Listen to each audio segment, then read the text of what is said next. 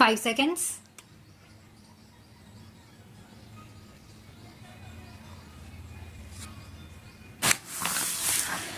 Mr. Deputy Speaker, sir, I think the House will permit me to begin my speech with a certain personal note.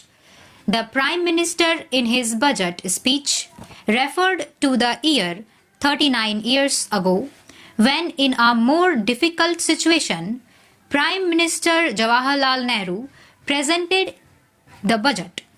The House will remember that at that time it was an unprecedented shake-up in the Finance Ministry in which the Finance Minister, the Principal Finance Secretary, the Chairman of the LIC, and other senior ministers and secretaries had to leave just a few weeks before the budget. At that time, it was sheer miracle that I escaped. I consider it a miracle. I was the only person to assist the Prime Minister Jawaharlal Nehru in presenting the budget and in conducting both the houses. It is a matter of great honor and privilege which I recollect after 29 years that Prime Minister Nehru commanded the work that I humbly did to assist him in those difficult times. Today, the Prime Minister's budget speech clearly and sincerely puts the economic development of this country on the path chartered by Jawaharlal Nehru. It is borne not only by the 3 quotations of Nehru in his speech, but also by the form and content of his analysis of the economic scene and the measures proposed by him. It also reflects Prime Minister's distinct personality. He has not given to political or populist approach.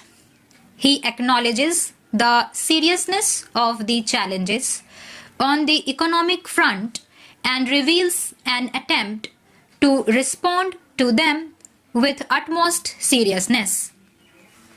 His speech distinguishes itself by his honesty of purpose and seriousness of the proposals that he has made.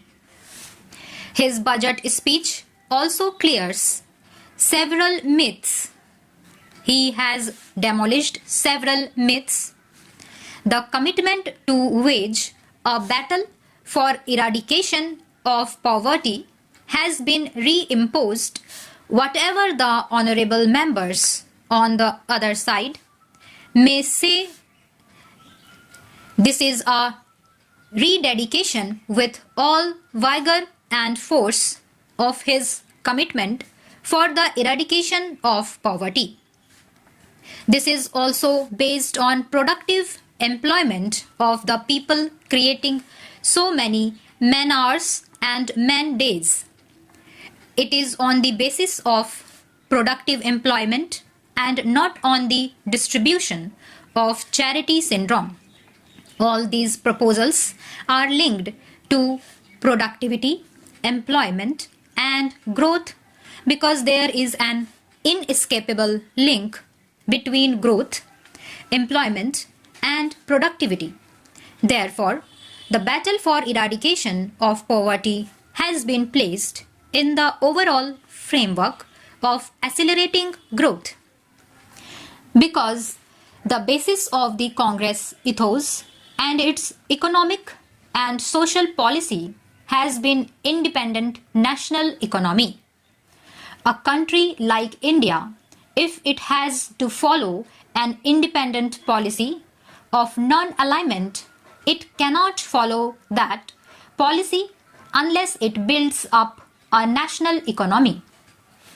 It should be an independent national economy based on social justice, commitment to socialism, democracy, and secularism which Jawaharlal Nehru put forward and behind which in Parliament and in the country there was a national consensus. Our conscientious Prime Minister, when he talks of the unity and independence of the country, threats from outside and the economic imperialism that is threatening the development of independent economy, the emphasis you will find is on public sector, building up the rural sector, growth and social distribution, and on that basis building an economy based on self-reliance and not dependent on foreign capital assistance. The fact is that India is a shining example in the present day world when you have an adverse international economic environment, when economic assistance is going down, the multilateral assistance is cut down, the IDA aid is cut down, and policies are framed all round so that our export trade development and our export promotion is faced with greater difficulty. Even then, because of the economic policies led down by Jawaharlal Nehru and successively followed by Indira Ji and reinforced through this budget by the present Prime Minister, it shows that this is the only way and this is the only model in which India should develop if it wants to maintain its dignity and emerge as a prosperous and strong country. So this myth is demolished that this budget is anti-poor or anti-growth or this budget is anti-social justice. Actually, it aims to achieve all these objectives. He has also demolished the myth that this government or the government's economic policy is not for the poor but is more concerned about the upper middle class. This is all demolished, and I think it is necessary that in this house there is consensus behind the new path, or rather the new enforced path that is sought to be made out by this budget.